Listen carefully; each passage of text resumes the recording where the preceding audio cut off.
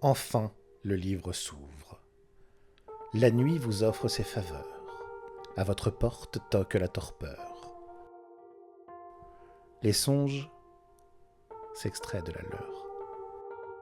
N'est-ce pas la Morphée qui entame son labeur? Rêves et cauchemars, sous la clameur, entament leur art, en chœur.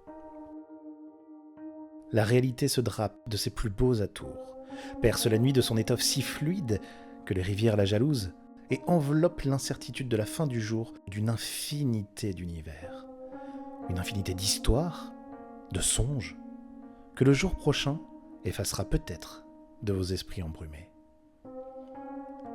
La nuit rit de se voir si belle en ce miroir déformé de vos journées, et vos esprits s'agitent et se perdent dans leur quête de sens de ce qui fut.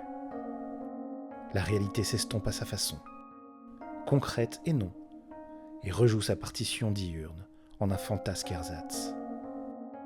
Le songe d'un jour qui a été.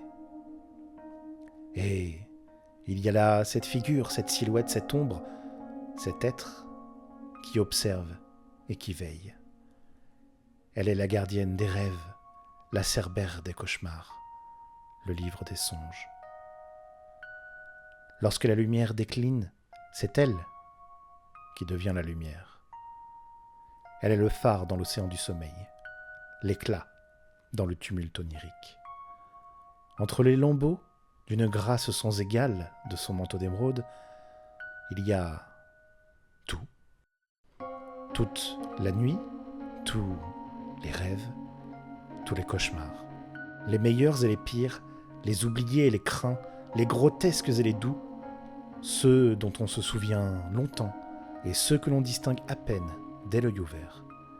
Ceux qui nous font rire aux éclats, heureux que nous sommes d'avoir vécu une aventure merveilleuse, et ceux qui nous réveillent en hurlant, damnés que nous sommes, dans les draps moites d'une sueur glacée. Sans l'oniriste, rêves et cauchemars n'auraient nul garde-fou. Oh bien sûr, si elle le pouvait, elle vous épargnerait ces derniers, ces cauchemars. Mais vos névroses aussi doivent s'exprimer.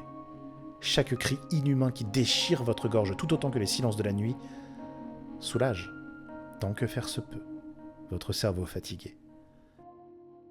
Alors, elle les laisse salir vos nuits, et veille, une larme à l'œil, car votre souffrance est aussi la sienne, à ce que vos cauchemars s'achèvent à temps et ne vous submergent pas définitivement. Elle s'assure aussi que vous ne vous perdiez pas dans vos rêves, même les plus sublimes, car si beau soit le songe, l'éveil vous attend et se languit de vous. Elle veille à ce que rêves et cauchemars, grandioses et terribles, ne vous avalent pas. Elle les parque dans les lambeaux de sa robe pour qu'ils ne débordent pas. Les tribulations nocturnes dans son royaume ne gagnent pas à être définitives. Mais s'il n'est pas bon de trop errer dans les terres enrêvées, peut-être leurs histoires peuvent-elles quand même vous être révélées. Ainsi, le livre des songes s'ouvre. Ses pages se tournent et ses histoires virevoltent. Une infinité d'histoires, une infinité de mondes, une infinité de songes. L'étoffe glisse doucement sur la peau de l'univers pour vous laisser observer tous ces rêves. La réalité se découvre et le livre des songes s'ouvre.